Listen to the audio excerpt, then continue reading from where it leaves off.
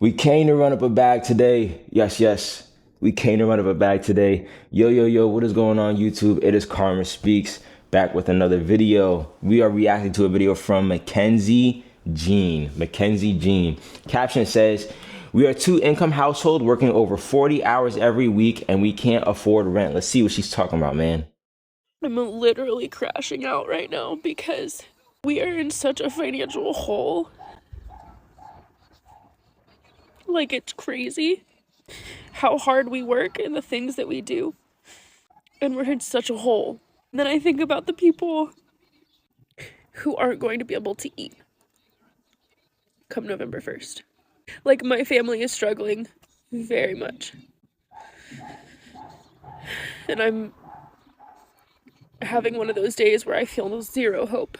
And then I think about all of the families who are about to lose their access to food. I know that I come on here and I tell stories and I do my energy work and I believe in miracles and manifestation and all of that. And I'm also a human. And I'm grieving for the state of our country. And this is what I believe that alchemy looks like. It's not always gonna be sunshines and rainbows and toxic positivity. Sometimes we have to grieve and release, and right now I'm grieving and I'm so mad. So call me crazy for getting online and crying, but if you are not mad, what are you? If you are not grieving, what are you? Like, we have to move through this feeling. I know we can't stay mad and we can't stay sad. Like, there's work to be done, but I have to give myself a freaking day because holy shit. Yeah, bro. Hey, give yourself a day. Give yourself a day. I won't even, say anything about that. I won't say anything about that. Of course, the crying on the internet thing, it's always just like a why. That's kind of I just like kind of look at it. I'm like, okay, what's the purpose of crying on the internet? Like, how about you cry, get it all out, and then come back to the internet and then tell us about it? But crying on the internet, it just is always like something very, I don't know. I'm just like, for what though? But I could appreciate the empathy. But what I want to stress, right, is, I said this in my last video, but the world is so unpredictable. Everything is so unpredictable, and I've lived it, right? I'm 22 years old, so I haven't experienced all of life, right? I haven't experienced all of life, but what I do know is that there are so many things that are unpredictable that you can't even it's hard to prepare for. The best that you could do is just put in some things in motion to prepare for, right? So for me, even though I've made this progression in my life where it's like, okay, I went from making nothing to making, a little bit, to making maybe like 30 grand, making 50,000. And then now I'm making six figures at a younger age, right? 22. And now I'm looking at property and looking at, different type of investment opportunities. And one thing that stays true is that I've stayed the fuck down. Nobody can stay more down than me. I'm not gonna lie. If you think that you can stay more down than me, you cannot stay more down than me. I'm the most down that there could be, right? Still go to Dollar Tree, still run up this ramen bag, still run up this shitty, just absolute dog shit food, just so I could save money, save this bag, get everything rolling, right? And so this whole government shutdown thing, it's November 2nd now, but this whole government shutdown, food stamps and all these other subsidies thing is just a testament to that. You gotta be prepared like hell. Right? There are so many things that I get to take advantage of on a day-to-day basis. I don't have to pay for health insurance because I'm under 25 or 26. I get to ride off what my parents got going on. So it's like, I'm straight there. And so while I have that opportunity, let me run up this bag. Let me save as much as I can. Let me build up my skills and save money. But so many people, as soon as they touch money, especially when you don't come from money, as soon as you touch some money, you can't wait to get rid of it, and not in an investment type way. For me, I want to get rid of the money by putting it in investments. If I make 10K in a month, I want to put 9,000 in investments. Straight like that. That's what I did last month. I put $9,500 last month into stocks. Swear to God. If I actually, I might even, I'll pull up my statement one day when I could blur out the account number and whatnot. But I literally put in $9,400 $9,400 last month in October.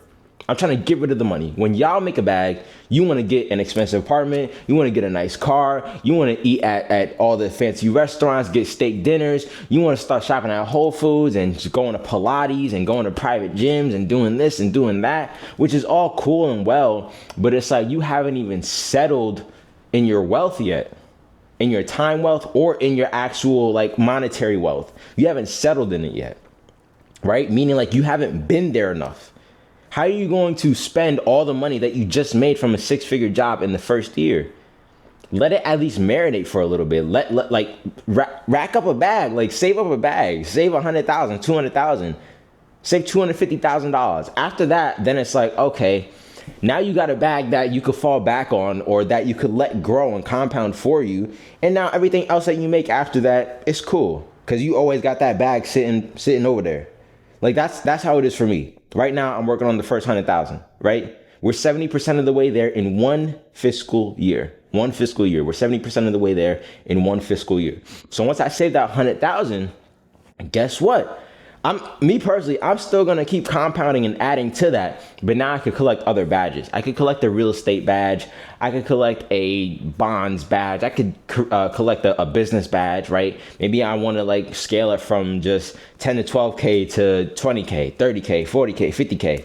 Because for me, I've had to put that on pause because I've been trying to save up this bag so that I have something to fall back on. How am I going to invest in my business when I don't have much to my name? You can't invest in something if you don't have much. You got to wait until you got something so that you could put it back in or that you have something to fall back on because you might decimate everything. If I were to put everything into crypto, right? Let's say if I had $50,000 and I put it all into crypto, I'm making a bet at that point. I'm not making an investment, right? And that goes for stocks. That goes for a business investment. It goes for anything. You're making a bet, a gamble. You're not making an investment yet. You make the investment when you have a portfolio and you could see, okay, in my portfolio, I want to allocate 5% to this. If I got $100,000, I'm going to take $5,000 and then put it towards building my business. I'm going to run ads. I'm going to do this. I'm going to do that. That's an investment. It's strategic. And you know that even if this fails, I still have my nest egg that's growing for me, and then I can reinvest it in the business again if I have to, or I can reinvest it somewhere else and make a strategic move. In the beginning, when you don't have anything, sure, just spend it, whatever, I don't care. But if you're working towards building something, I don't know, for me personally, I look at it like, hey, build up that nest egg first, then focus on building up the business, because now you got security. You got lifestyle security or life security. I know if I can't stay with my mom no more, I got a car that I can sleep in. I got enough money to go get an apartment. I got enough money to go sleep in a motel. I got enough money to sleep with a friend on his couch and give him $300 a month. Call it that. I got enough money for anything. Feel me? So like that's just my thinking behind it. But I'm really going to leave it at that. I mean, I haven't seen anything on the news per se regarding the whole food stamp cutoff. We're 2 days into it. I went to the store yesterday. I went to Aldi yesterday and I didn't see anything crazy. I didn't see anybody robbing nobody or you know, but I don't know. I also went in the morning, so I don't think any criminals were up at 9 a.m. or 8 a.m. in the morning. So who knows? But appreciate anybody that watched this. Let me know what you guys think in the comment section down below. Yeah, subscribe, like, all that good stuff. Peace.